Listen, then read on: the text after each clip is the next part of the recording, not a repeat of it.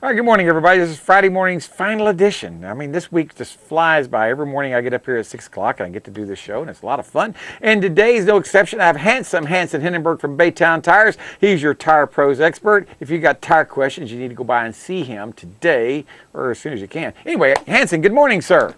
How are you doing this morning? Doing very well. I get to mount 4 new tires on my truck today. I'm all excited about it. I didn't thought I'd be... Well, did you tell the story already? No, what happened to your I haven't tire? showed anybody. That's kind of like, well, yeah.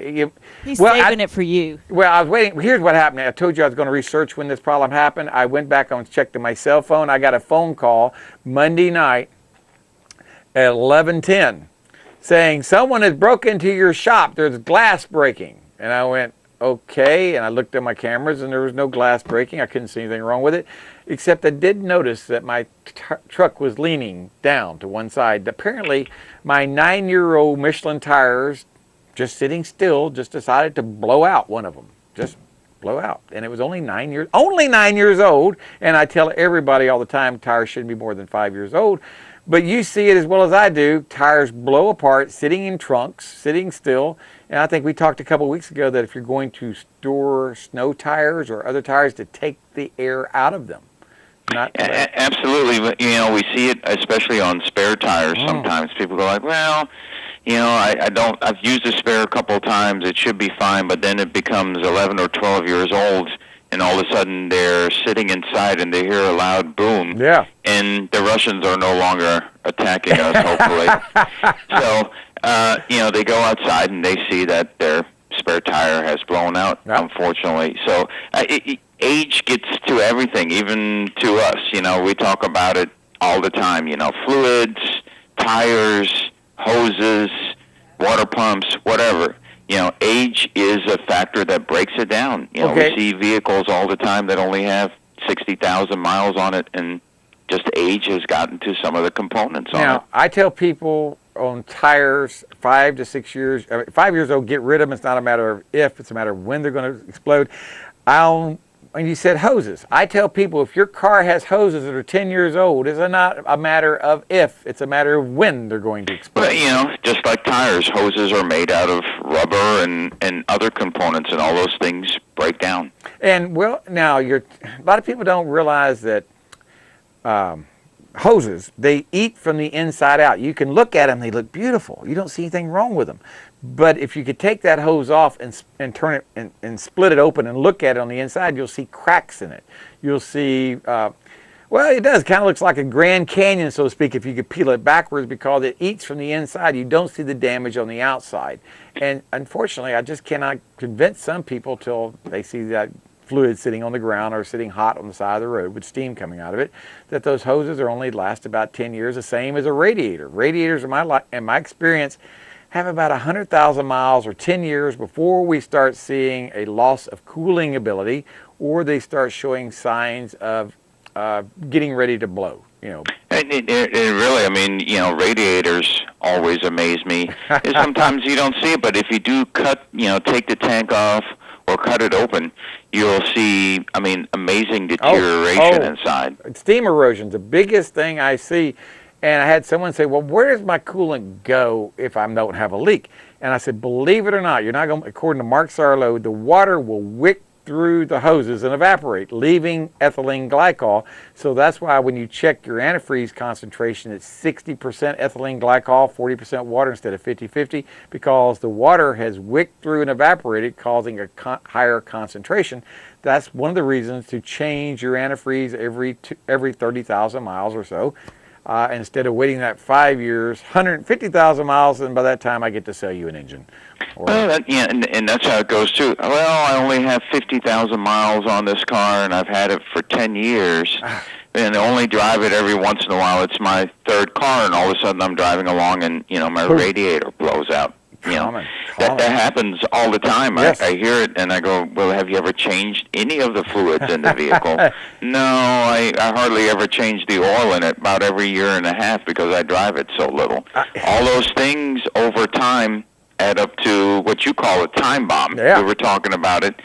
especially on things like radiator fluid and transmission fluid, and then all of a sudden you're having to do major work instead of having to do a little bit of maintenance. It's amazing what we see. We have some people. Now, here's the other thing. You and I both see it. We both see how cars come in and everything kind of looks good, and the fluids. You look at them and say, well, this car is only 5 years old. But the antifreeze is questionable. The oil, there's bubbles in the transmission fluid. These got their original fluid. And when you tell a customer, you really should change your fluid and filter. Well, I changed my own antifreeze and I put this generic antifreeze in there and it seems to be working just fine. And I go, well, sir, your Mercedes, give an example, it's a HOTE. It's a hybrid organic acid technology. It's a blue antifreeze and it's a HOTE. You put in that clear or yellow antifreeze, which is OAT, organic acid technology. In about 6 months to a year, you're going to replace your water pump, your radiator, and some other problems if you don't put the right antifreeze in there, because they don't treat that water pump very well. That antifreeze is designed to treat the water pump a certain way, and if it's not the right antifreeze, that water pump seals just can't handle it. It seals, and even the impellers on the water pump, yes. It, sometimes amazes me, have been eaten halfway away just by the static electricity built up and using the wrong antifreeze. Well, and that's like on the hoses. Now years ago, years ago, hoses were not ECD resistant, electrochemical degradation, ECD resistant. And we'd take a hose after 4 or 5 years and we'd split them, open them backwards and look inside them and they were all cracked. Now these hoses are ECD resistant, electrochemical degradation resistant, and I usually get about 10 years out of them. And by the time they get 8 to 9 years on them, you better start thinking about changing the hoses, the radiator, the thermostat. If you haven't done it, you need to do it, because it's just a matter of, you're going to be on the side of the road between here and nowhere. Nowhere. Having to have it towed 200 miles. Yeah, I've had people tow cars 200 miles before. That's about a $500 to $600 tow job. And, and people keep their cars longer these days, which I understand because it's such a big investment. Yeah. You have to make sure you take care of them, because new cars are super expensive. We've talked about this before. Oh, isn't that the truth? Yes, it is so true. New cars are so expensive, and it's not getting any. They're not getting any cheaper. I was looking today at used cars. Bargain, only 600 miles on it, $27,000. I'm going, okay, for a used car, that's pretty expensive. And it was a 2-year-old car with 600 miles on it. I went, dadgum, that's kind of. But if you think about it, back in 1994, that same car was selling for about $27,000. So if you think about it, with inflation and everything, cars have they stayed about the same. I don't know if that's true or not, but I'm thinking they've stayed about the same amount of money. Like a Chevy truck back in 1994, I think a Chevy truck when it was brand new was like $22,000, $23,000 brand new. I think that same Chevy truck brand new is about $25,000. Not with all the bells and whistles on it, but they get expensive. But with inflation, they've kind of kept things reasonable. Maybe because they're using more plastics and less metal. Maybe that's why. Yeah. I think you're right. If you get a vehicle that doesn't have all the extra fancy bells and whistles, you can still get, probably around the same price that it was 20 years ago. But all those extra bells and whistles usually add another $15,000 to $20,000. Now, here's the other thing. You and I used to recommend when someone was buying a car for their kid to buy a big old beater, like a big old Crown Vic or something like that. Now they're recommending to buy newer, more safety-conscious cars that have lane departure assist and that shake you or vibrate you to keep you in your lane, or that have automatic cruise control that has laser adjustments and things like that. They're saying these cars should be what children should be driving. And I turned around and looked at my wife and said, I wish I could afford to drive these cars. But the technology is pretty amazing. With backup cameras and 360-degree cameras, just in the parking lot, people have a tendency to be a lot more, I shouldn't say efficient, but better in parking the vehicle even. Yeah. Because I see sometimes older vehicles that don't have that technology and they're big. They have a hard time getting around a parking lot. Well, I'm laughing about this.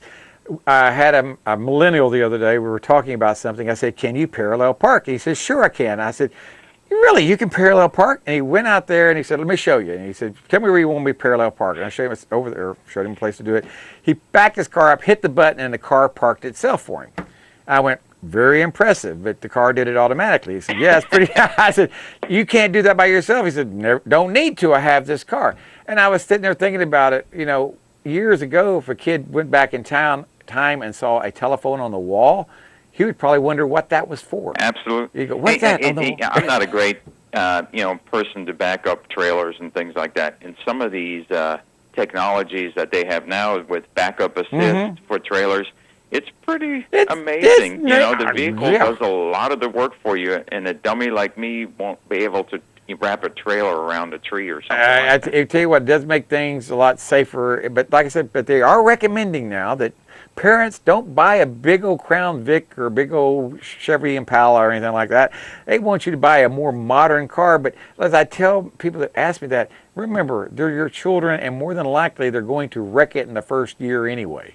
So get them a car. I think that big cars are safer than smaller cars, but the technology and the materials that they use nowadays really have made small cars a lot safer. I watch crash tests on YouTube all the time, and some of these little cars do much better in a crash test than some of the bigger cars do. It is amazing. You wouldn't think so. You'd say, well, if I had to put a 65 Bel Air. Okay, that's a big, heavy car. Well, if it crashes against a Toyota Camry, which, full-size Camry, it's got some weight on it.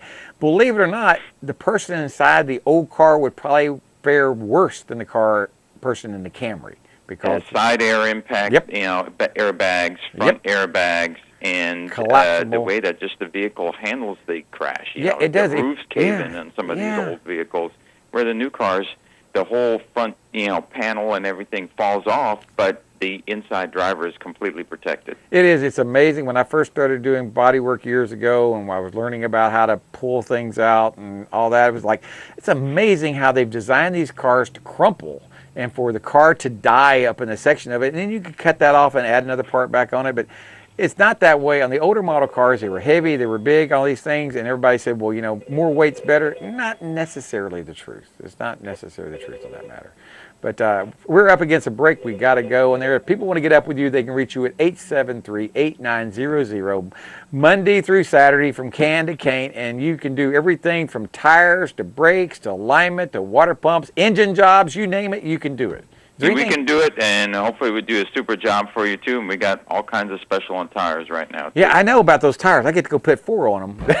That's like new shoes. It's kind of exciting to have new tires after 9 years. After 9 years, it really is. You wouldn't think it's exciting, but just being able to not worry about that tire blowing, which I have been worried about for the last 3 to 4 years, and it finally did it sitting still and parked. I'm glad it did it then instead of on Highway 231. All right, you be good, Hansson. I'll talk to you later. Have a great week. All right, Thank you. Bye-bye, everybody.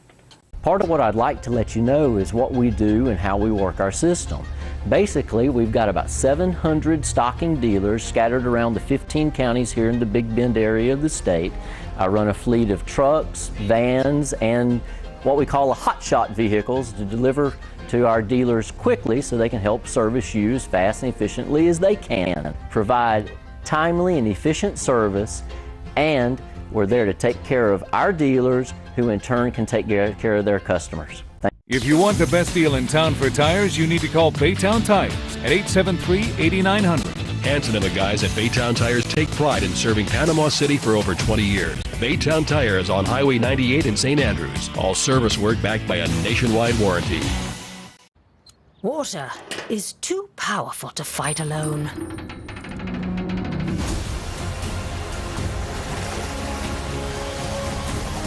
Mr. Router Plumbing. Sink, shower, and toilet emergency drain services. Good morning, everybody. It's James Morris, and this is our final segment. I say that every week. I got Mark Sarlo, who's calling all the way from La Junta, Colorado. He's an automotive engineer. So if you wanted to know why automotive engineers do the things they do, but now would be the perfect time to ask, why do y'all do what y'all do on cars? And he can probably answer that question better than anybody. But we've answered it, give or take. It all has to do with what it costs to make a car get through warranty. That's pretty well what it is. But anyway, I got good advice from him. Good morning, Mark. How are we doing this morning, sir? Anna Marie, I think I've lost Mark. Hang on just a second. We have a technical difficulty. My wife has walked out of the room, and I'll get right to it in just a second. Can you get Mark on there for me, please? I think we hit the wrong button. Are you there? There you are. I got it. Thank you, Anna Marie. Are you there, Mark? I am. Good. And I was listening quite intently when you talked about why we engineers do that. Yeah. The things we do on vehicles, and remembering for some of our listening audience who haven't heard, when I was 14 and 15. I used to ride my bicycle to a mechanic shop, and I was the grunt that cleaned parts, and I did all of that basically for free so that I could learn the trade. Yep. That's what you and I used to. This is what our generation did to learn a trade when we were too young to work. How old were you? 6, 8, 10, 12?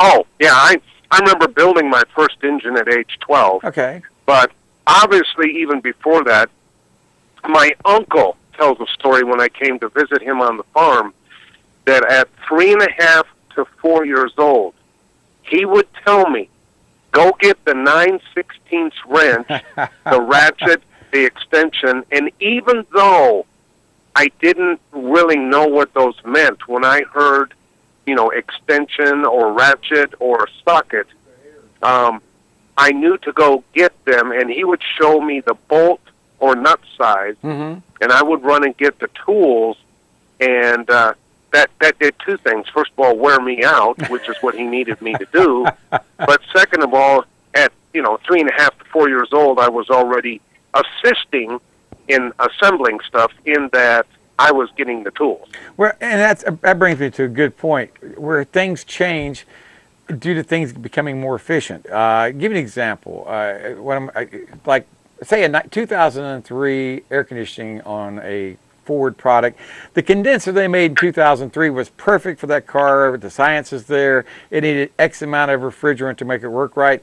But fast forward to 2018, that same condenser they can make smaller, more efficient, and requires less refrigerant.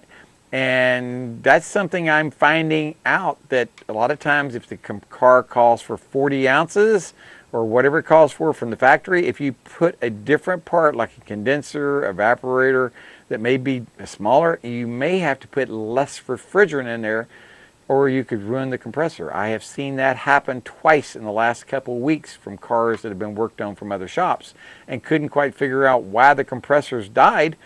And what it was, we found out that it takes less refrigerant to make them work correctly. When you flood the evaporator, when we get the temperatures going in and coming out the same temperature, we usually average about 8 ounces less than what the book calls for.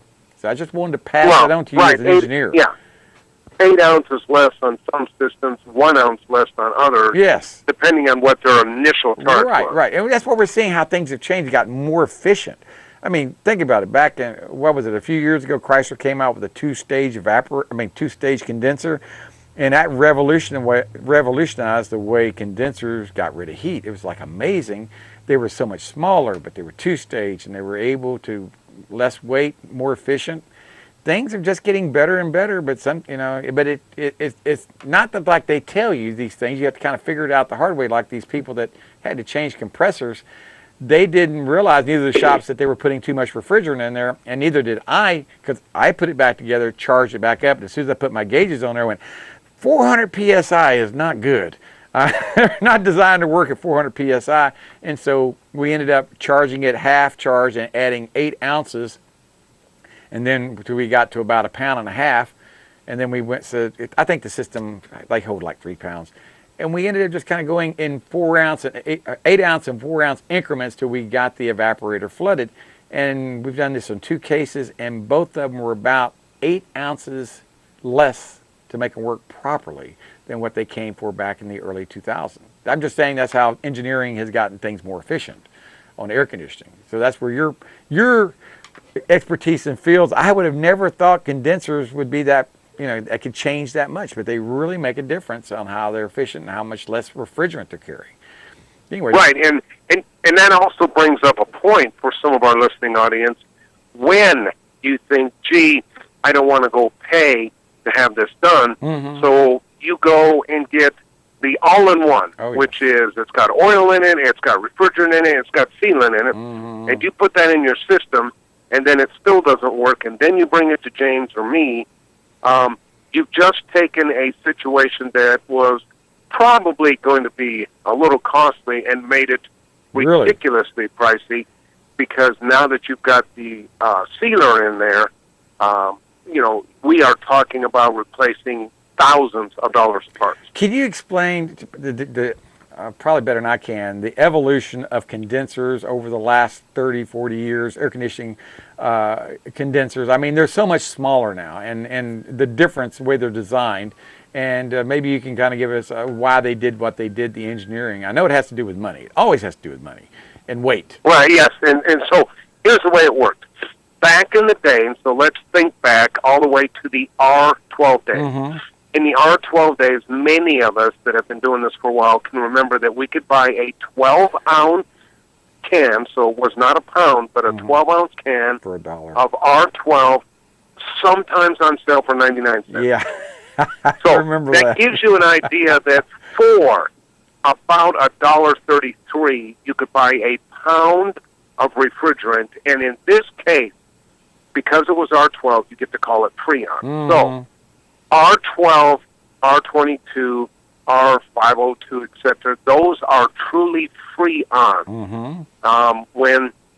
When people talk about that, that's what they're talking about. Those are the true Freons. Okay, now, when it's that cheap, then you don't worry about spending a lot of money on the condenser and the evaporator. And the reason is, gee, if I have to put 5, 6, 7, 8 pounds on some of the older dual systems, it isn't a big deal because the cost of that's going to be, back in the day, maybe $7 or $8. Yeah.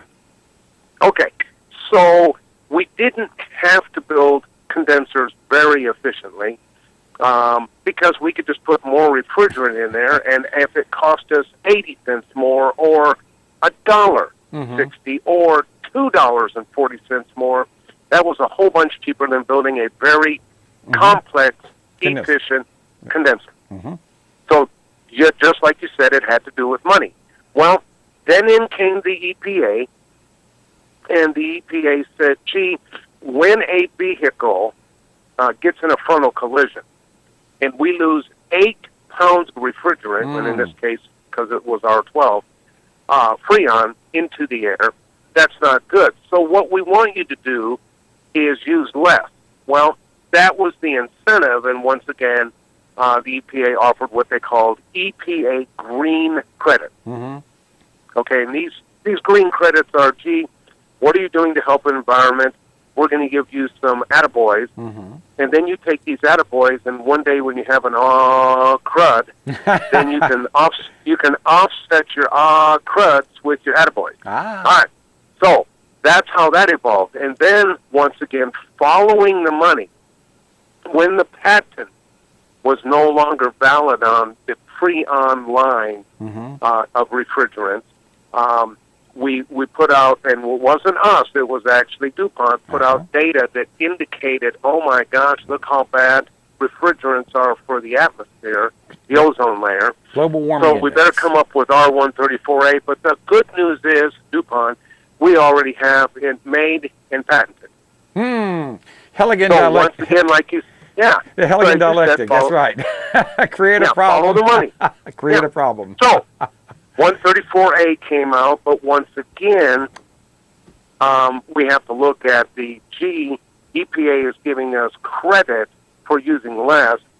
R134A had many times the cost, and as you know, there were times that what was a 30-pound container was hundreds, probably $600, $700, $800, $900. I know R12 one time was over $1,000 at one time to buy a 30-pound bottle. I'm going like, what? So, anyway, follow the money, and if refrigerant goes up that much, then you're going to figure out a way to use less. So just as you said, instead of 8 and 9 pound systems for the old R12 Freon, we now have systems that take 1.5 1.3 pounds of 134A and 1.3 pounds of 134A could have cost, $70. Right. It could have cost. Yeah. Now it's much cheaper. Now it's more like 20 to 25. And now they come out with R1234YF. Sometimes I think they ought to name it R1234YTF. But I mean, welcome to Facebook. But still, Lord have mercy. That stuff's over $100 a pound my cost. And I did find out that R134A is a direct drop-in to be put in there to look for leaks. They're telling us we can use 134A to test for leaks on a R1234YF system, but we can't leave it in there because it's illegal. And I got a feeling, Mark, that a lot of people are going to be putting 134A in the place of R1234YF in the next few years. I believe they will, because if you think about what happened after the government mandated heavier taxes on R12. Yeah. R12 still only costs maybe 60 or 80 cents to produce. Right. But the other $100+ per pound is from government taxes. Well, if you're looking for a leak on or upfitting an R12, people were putting 134A in there. Not a good idea, but just as you said, 134A will probably be put, not correctly, into several of the new systems. Yeah, because I was digging at the reviews because I got to buy me a new system, a new recovery machine for R1234YF. And what they're telling me is if you got a car that comes in, you can either check it with putting a dye in it, but you might not want to do it with this expensive R124YF because it's over $100 a pound. You may want to do it with R134A. Put that in there, put the dye in it, let the customer drive it around for a few days, bring it back, spot the leak. And but if it's a matter of time and you need to find it faster, they want me to use a CO2 leak detector. Have you heard about that? Or you see? Well, and I actually use nitrogen, but I understand what you're saying. Yeah, and I'm going, interesting. So technology is changing. We only got about 2 minutes left, but technology is changing. And I know people say, well, the EPA's made our air cleaner and all this, but I'll be honest with you, I think the free market has demanded that cars clean themselves up. Not so much the government, but people want safer cars. People want cars that don't pollute, put out smoke. They want to be able to not see the air they breathe. So I don't know if the EPA did as much of, made things better, or was it just, people demanding it? Because, like I said, people it was pretty much mandated by the EPA, and then when the people didn't have the choice, of course, they demanded it. But if you gave the majority of the population the option, I could make your car cost you $5,000 less if it didn't have all this stuff on there. A lot of people, not the majority, but a lot would say, that's fine with me because I just need something to get around in. I don't care about all that extra stuff. And that's, TPMS, which is the tire pressure monitoring system, like you said, the airbags, the anti-skid, the anti-lock, all of that, when you build it on scale, is thousands of dollars per car. And it does make cars safer. We talked about that earlier. Hey, Mark, I got to go. We're up against the clock. Thank you so much. We'll be back again next week right here on Ask the Master